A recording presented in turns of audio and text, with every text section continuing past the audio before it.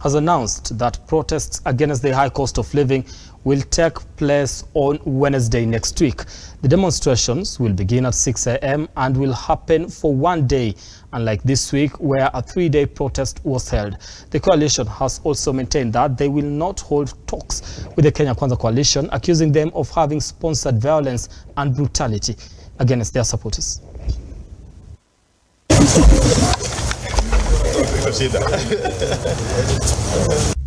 As the country struggles to come to terms with the effects experienced during the 3 days of protests called by the opposition this week, the coalition has once again called for demonstrations on Wednesday, starting from 6 a.m.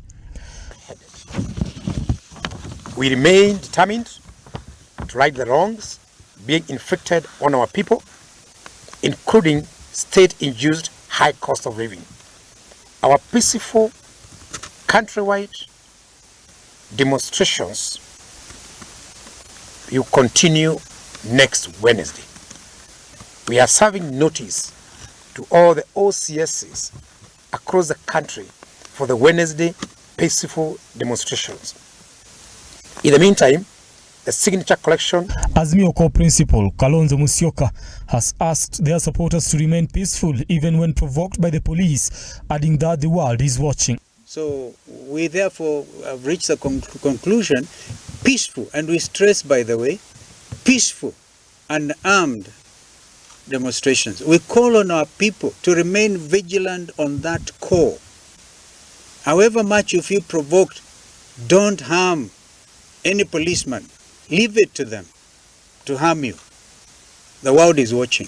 The coalition has accused the government of endangering the lives of Kenyans and perpetrating the violence witnessed in various parts of the country.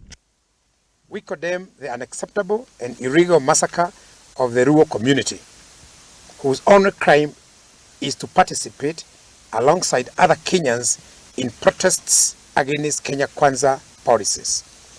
We condemn and demand an immediate end to the traumatization and profiling of the Luo community, particularly the children who are being made to pay a price they do not understand. The genocide underway in Luoland is not accidental. It is coordinated and premeditated.